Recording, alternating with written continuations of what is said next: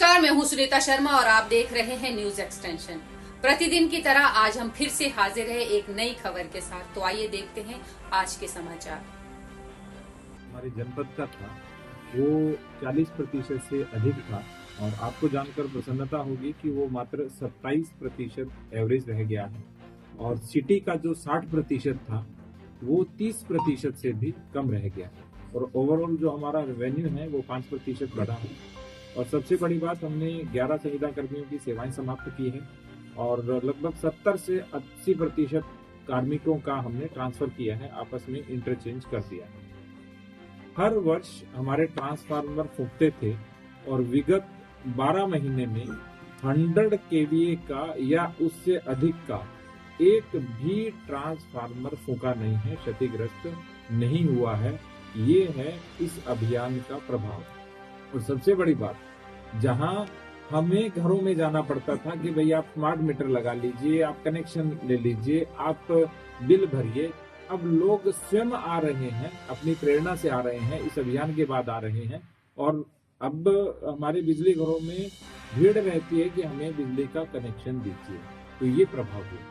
Thank you.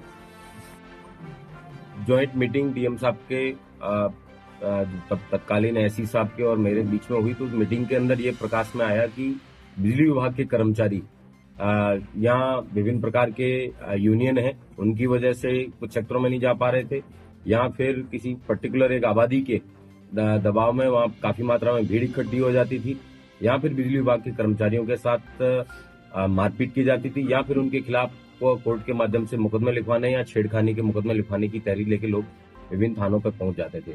इसकी वजह से बजाय कि बिजली विभाग के लोग किसी प्रवर्तन की कार्रवाई करें, उन्हीं के ऊपर कार्रवाई होने का अंदेशा रहता था। इस तरीके का एक माहौल उस समय परिलक्षित हुआ था। उसको रिवर्स करने के लिए, एक कॉन्फिडेंस बिल्डिंग के लिए डीएम साहब के और मेरे द्वारा प्रत्येक दिन पीएसी को साथ में लेके विभिन्न थानों की फोर्स के साथ में ऐसे क्षेत्र जहां पे पूर्व में बिजली विभाग के व्यक्तियों को या तो मारपीट की जाती थी उनके साथ, उन क्षेत्रों में हमारे स्वयं के द्वारा जाया गया। वहां पे बिजली विभाग के द्वारा प्रभावी कार्रवाई की गई, जो कि अभी डीएम साहब के द्वारा बताया गया, और एक अच्छा तालमेल प्रशासन, पुलिस और बिजली विभाग के साथ में एक जो बहुत बड़े मात्रा में जो रेवेन्यू का लॉस था उसको बढ़ाने के लिए किया गया।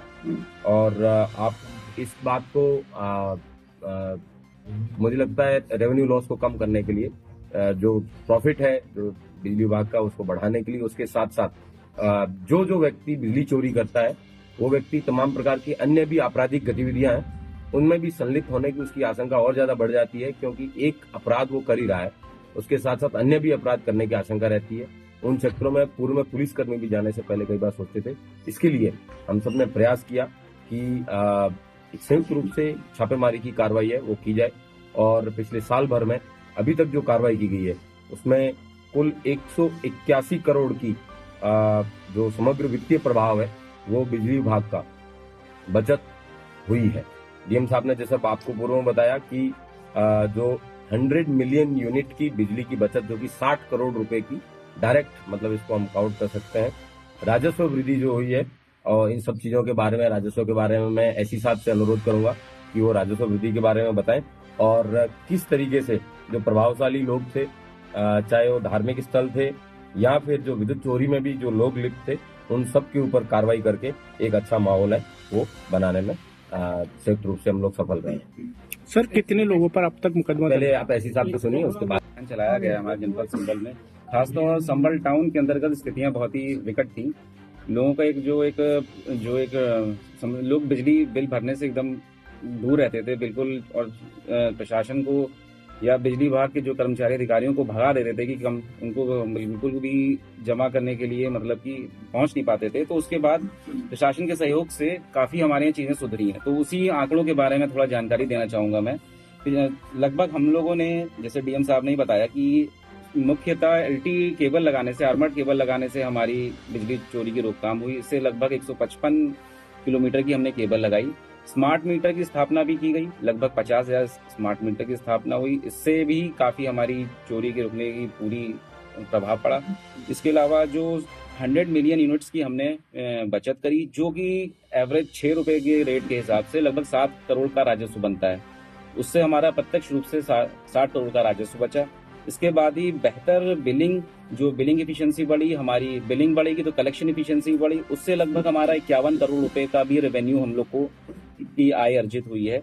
इसके बाद चोरी जो के मामले थे, जो साहब ने बताया, डीएम साहब ने 6526 मामले थे, उसमें भी जो असेसमेंट था लगभग हमारा 35 करोड़ था।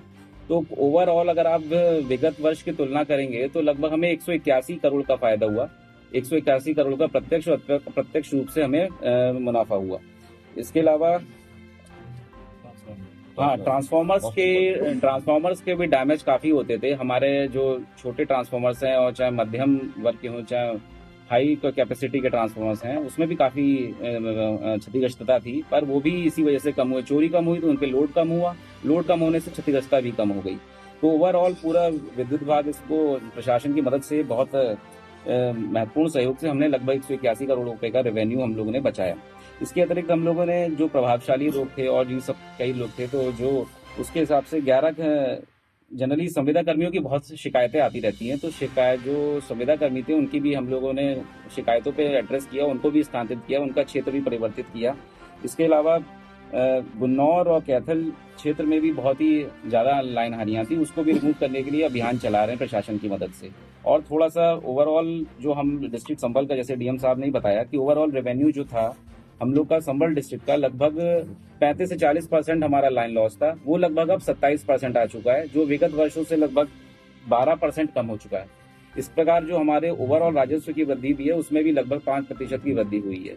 ओवरऑल ये एक कोऑर्डिनेशन प्रोग्राम काफी सफल रहा है और आगे भी इसी तरह से हम लोग इस तरह को फॉरवर्ड करेंगे और ये कोशिश रहेगी कि ओवरऑल रेवेन्यू और राजस्व की वृद्धि हो, ओवरऑल हम लोग का थेफ्ट कम हो, बिलिंग एफिशिएंसी बढ़े और कलेक्शन भी बढ़े।